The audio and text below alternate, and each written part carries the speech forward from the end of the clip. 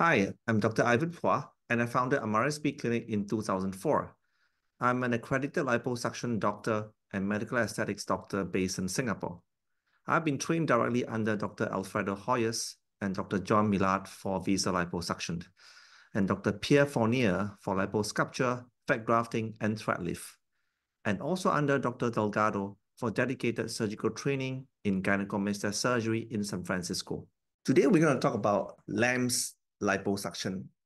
What is LAMS? LAMS is actually spelled as LAMS. It's an abbreviation for local anesthetic minimally invasive liposuction.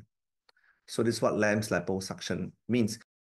It's something that I recently come across, especially from Korea, and some patients who mentioned to me they have LAMS liposuction, and what is it all about? Is it useful or not? So I just want to briefly go through it to introduce this term and what it means, the difference between this and the typical liposuction that doctors does, and pros and cons.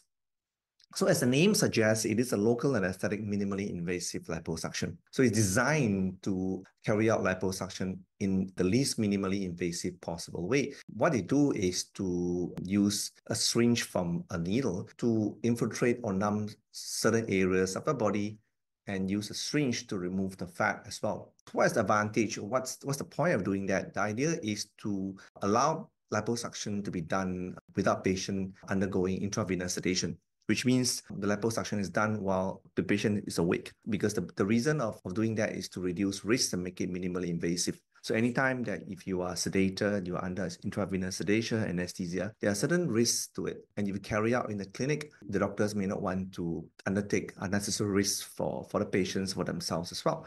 And that's why this thing is carried out when a patient is awake, alert, fully aware of what's happening. And hence, therefore, the liposuction can only be done in a small selected areas. Let's say, for example, the upper tummy or certain parts of the legs, a small portion of it. Imagine if we do a full liposuction on the entire body or the entire legs, it will be something which is going to be very unpleasant for doctors and patients, and the job will not be very, very well done. So it's designed to make it short and sweet to allow a small portion of fat to be taken out. So it suits patients or doctors who are targeting areas which is very small, and the intended objective is to improve it in a limited way to get the results we want. And it's not for everybody. So if you have a significant layers of fats, or if you want to achieve something which is more comprehensive, more detailed, then LAMS is not for you, because if any attempts to achieve that will make it very uncomfortable for the patients, and the risk increases the more comprehensive, the bigger the areas to cover under LAMS.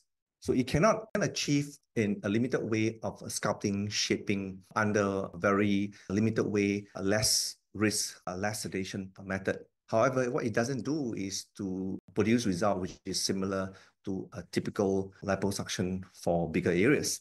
I think LAMS is created to target a certain percentage of patients with a certain limited objective. But it is not the same, and it can never replace liposuction for a majority of patients.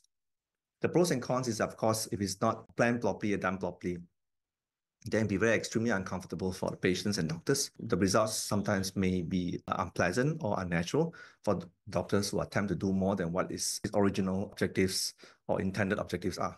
The recovery, post-surgery recovery is very similar to liposuction. For example, you're going to suffer bruises, there will be swelling, there will be stitches. You're going to go through the same as what a normal patient will go through under liposuction. It's just that areas could be smaller.